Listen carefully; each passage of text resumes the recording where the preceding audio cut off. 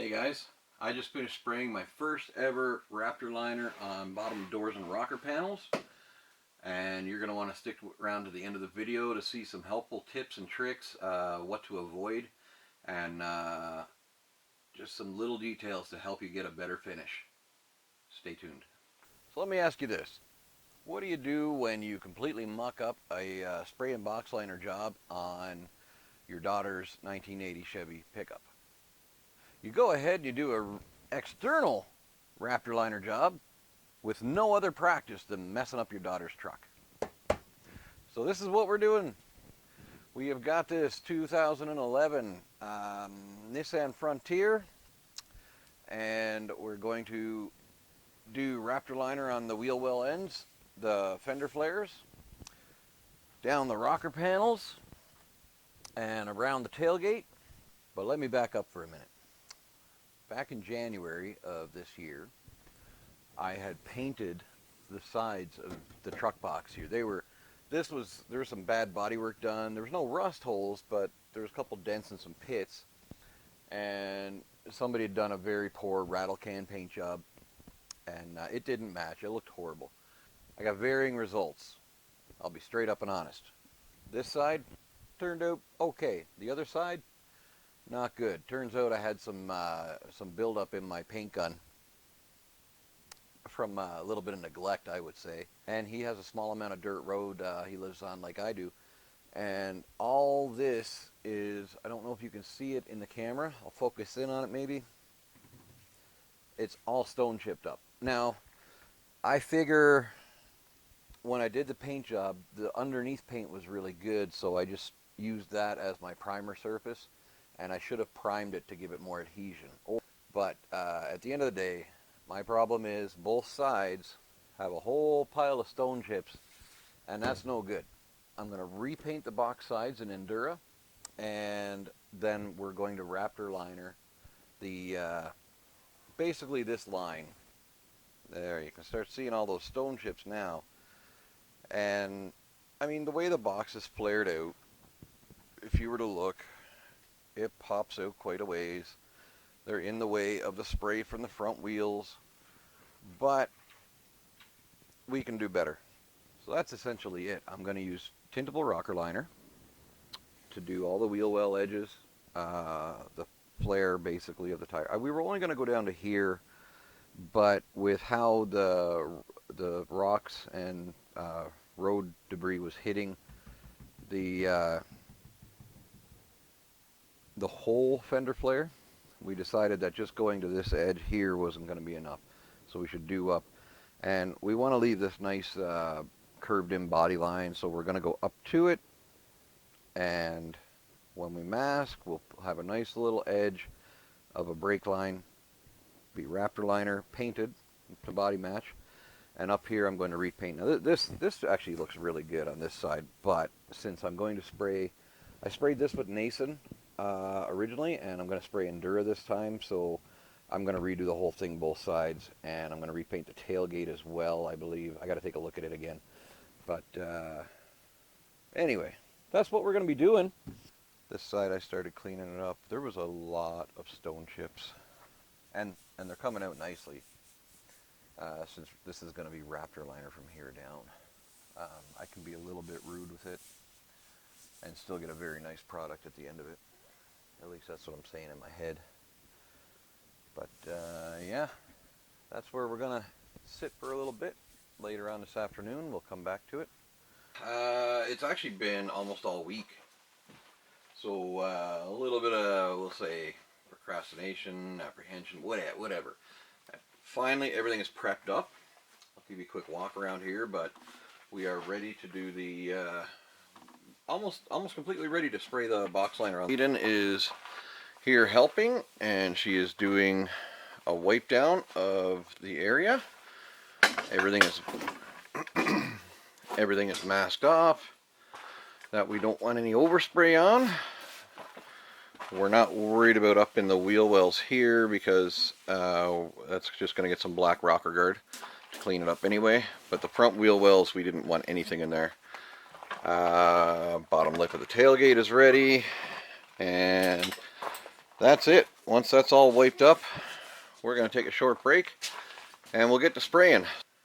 So I'm going to mix up some paint in my paint cup, and then I have also learned off my last video, you've got 711 milliliters of this, or 24 ounces.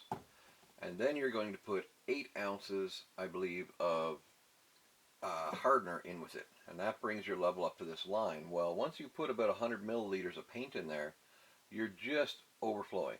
So even if you can get the cap on without making a mess, which I did make a mess last time, there's not any air inside. So trying to shake it around, there's not enough room. So I'm going to pour it all into here, mix it up, then pour it into here. And that's how I'm doing it.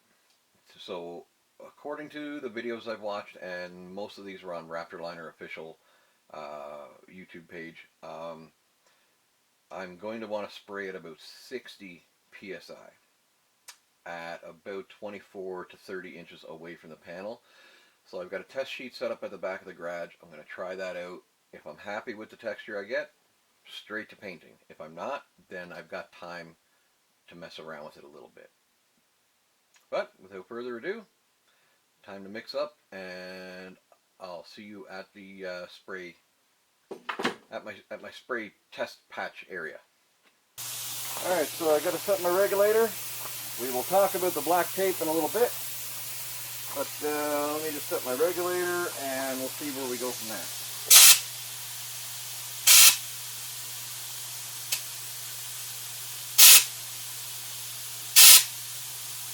Oh, helps if you up your regulator pressure on your air system.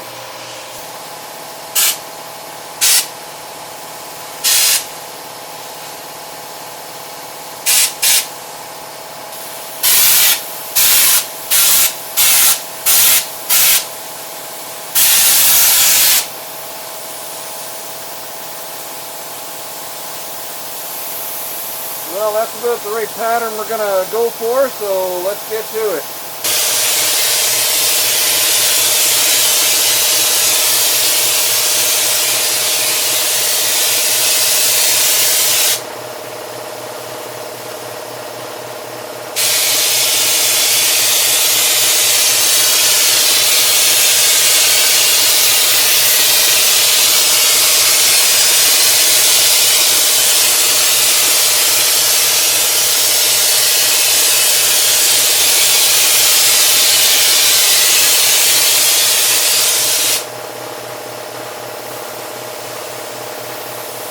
It's still a little bit fumy in here, but it's going quite nicely.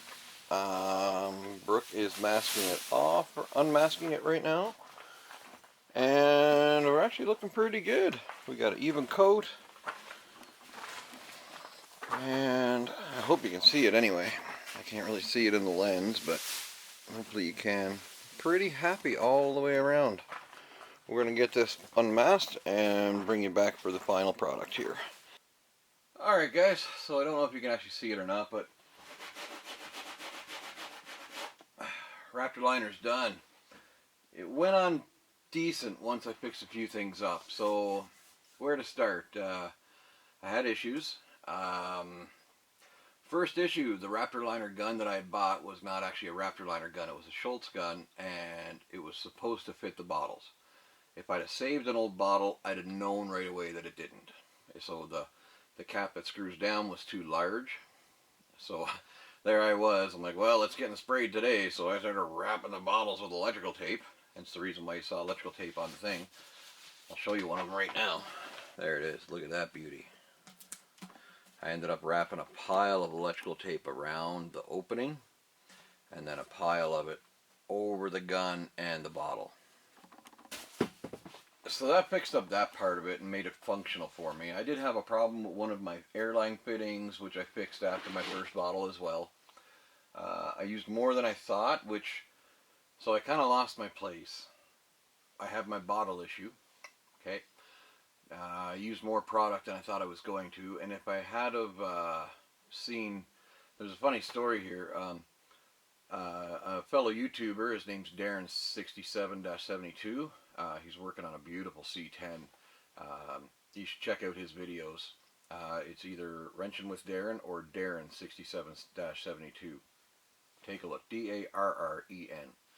And Darren's a pretty cool guy.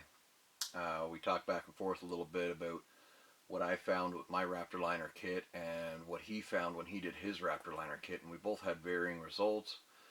His finished out much better than mine, but I believe he was a little bit more prepared, so good on you, Darren, and hope you guys do check out his videos.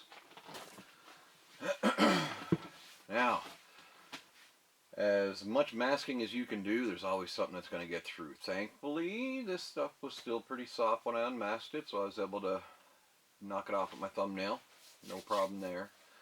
I used 3 bottles. I figured I was going to use 2 bottles, but I ended up using 3, and I'm okay with that. You still don't get a very high thickness of it. Even if I used 4 bottles, I don't believe, like a full kit, I don't believe I would have gotten the thickness that some people do desire. But this looks really good, actually. It's fairly even. I'd masked off my door jambs quite heavily to make sure I didn't get anywhere I didn't want it, and it worked. But aside from my few little issues with my air hose, oh, and one of my air hose fittings decided to blow up on me when I started going for the second bottle. So that was a treat. I had to figure that out really quick and easy, which wasn't quick or easy. I had to bleed my air spray system down and swap the hose from one side of the garage to the other, and now I'm down a hose at the moment, which I've got the stuff to fix it. I just have to go ahead and fix it now. Part of that was from running such high pressure. I ended up running about 60 to 65 psi.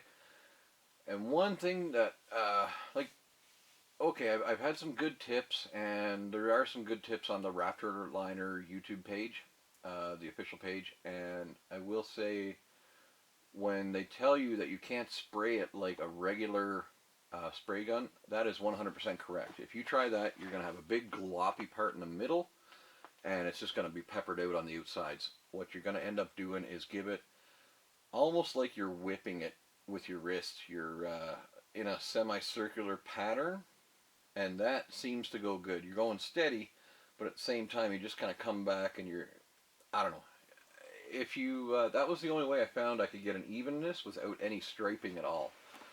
So, like, watching the Raptor Liner guys spray them, they go steady and then they overlap and overlap and overlap, and that wasn't working for me. Maybe with the curves, I don't know, but it was looking pretty pathetic for a little while there. Anyway, long story short, I was worried that that the factory molded mud flaps weren't going to fit back on the truck. I'm not worried now. The thickness is only about maybe as thick as a dime. Maybe. I don't even think it's that thick, which we're quite happy with. Yeah, probably half a dime looking down the side of the truck. But that's about it, really. Mask everything off really well. I scuffed everything up with 180 grit and wipe it all down really good. If you have anything that you need to, that you should maybe prime over, definitely prime it and let that set up too, because this stuff, especially spraying white, like when you're spraying white paint, you don't get coverage over your bodywork very well. You gotta kind of dust it on, then go back and dust it on, and then start doing your actual coats. Well, same thing with this stuff. And you can't just go back and dust it in the corners. That's one thing Darren had told me on his video. You guys should watch. You're used to taking a paint gun and feeding it like underneath a little bit and giving it a quick spray to get the paint inside. Doesn't work that way. Just the way it sprays out, it's gloppy and weird. And the higher pressure does help, but then you got to be standing further away. Like I was standing almost 3 feet away at times and doing that little swirly motion. And you know what? It worked really good once I found that out. But the driver's side, I didn't have that down pat yet, so I had to go back over it and sort of do a really far back away misting on it. I probably should have masked off the rocker areas, like down below. But my intention was, if I got a lot of overspray on it, I was just going to undercoat it anyway. It's just more protection again. So that's all I got to do is grab a can of my undercoating on the shelf and just just rattle can undercoating, and it'll put it back to black and make it look good again. Same thing, couple touch-ups in the wheel wells. Other than that, this truck is just about done. So the Raptor liner is done. I'm happy with it, and I just have to spray some fresh paint on the wheel wells. I'm gonna give it about 2 days, because this is like nothing there. This is on there, but I want to give it just a couple days for it to harden, because I do have to mask off the stuff on the truck box. I don't want to take a chance of having a weird paint adhesion issue if that comes to play. Even though I am spraying it with the same Endura paint that I used to tint it with. And if you look, like right now the lighting's a little weird in the garage, but this looks very close to this.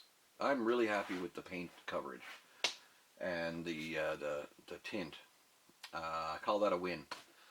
But that's where I'm going to leave this video, guys. I hope that's a little bit more helpful info for you. I'm very much happier with this job than I was with the back of my daughter's truck box. That one I'm going to fix in a future video towards the end of the summer. But for now, that's where we're going to leave this. We're not going to bother showing a video on spraying the box sides. It's literally, I've already got them sanded and prepped. Once this cures up a couple days, I'm just going to mask off the areas. 3 coats of paint on it, done. So not really exciting work. But the next project we're getting onto here right away, aside from my Suzuki GS750, is 8-inch Chevy, and we're going to bring that in and rip the transmission out of it. It's getting done, guys. Thanks for staying with me through the whole video. Really, really appreciate it, and we'll see you on the next one.